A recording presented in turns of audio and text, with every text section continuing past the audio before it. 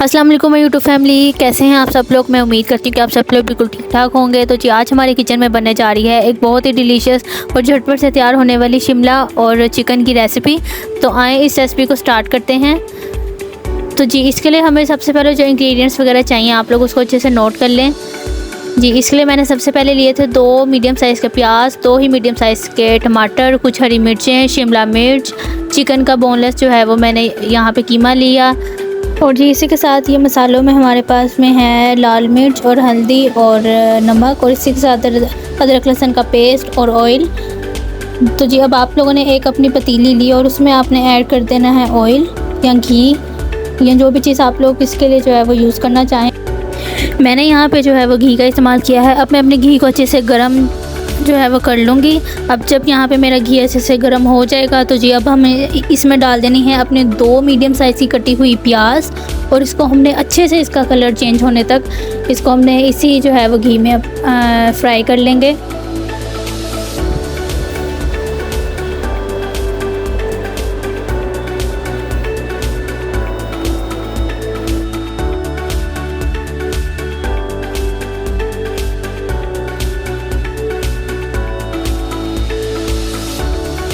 जी तो यहाँ पे जो मेरे प्याज का कलर था वो जी ये लाइट ब्राउन सा हो गया था। अब हमने इसमें ऐड कर देना है अदरक लहसुन का पेस्ट, और इसको भी डाल के हमने अच्छे से फ्राई कर लेना है।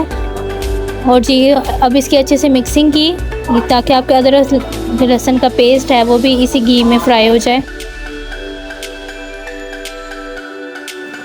जी तो अब इसको अच्छे से मिक्स करने के बाद अब हमने इसमें डाल देना है टमाटर और हरी मिर्चें, और इसको भी डाल के हमने अच्छे से मिक्स करना है। और याद रहे कि मैंने अभी इसमें कोई भी पानी जो है वो नहीं ऐड किया। इसको अच्छे से मिक्स करने के बाद फिर आपने इसमें पानी ऐड करना है।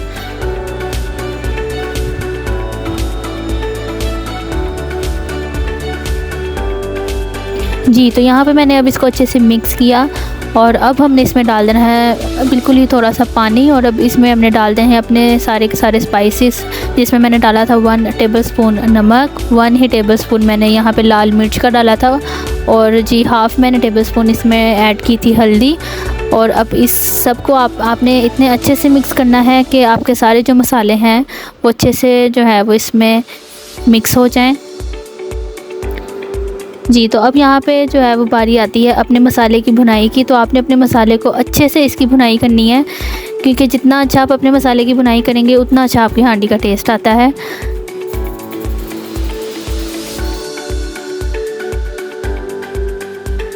तो यहाँ पे आप लोग ये देख सकते हैं कि मैं अपने मसाले की कितने अच्छे से मैं यहाँ पे भुनाई कर रही हूँ।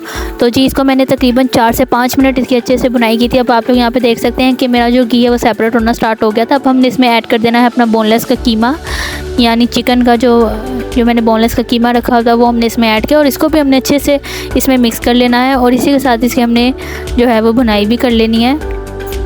यहाँ पे ये जो मेरा चिकन था वो बिल्कुल अच्छे से मिक्स हो चुका था। अब हमने इसको ढक्कन लगा के तकरीबन 2 से 3 मिनट के लिए छोड़ देना है। जी तो 2 से 3 मिनट के बाद आप लोग देख सकते हैं कि मेरा यहाँ पे चिकन भी अच्छे से जो है वो मसाले के साथ में भुन चुका है। अब हमने इसमें ऐड कर देनी है अपनी शिमला मिर्च, और इसको डालने के बाद आपने इसी मसाले में अच्छे से मिक्स कर लेना है अपनी सारी जो है वो शिमला मिर्च को। और ये वाली रेसिपी बहुत ही डिलीशियस और बहुत ही टेस्टी बनती है। आप लोग भी इस रेसिपी को ज़रूर ट्राई करना और मेरे साथ इसका फ़ीडबैक भी लाजमी शेयर करना।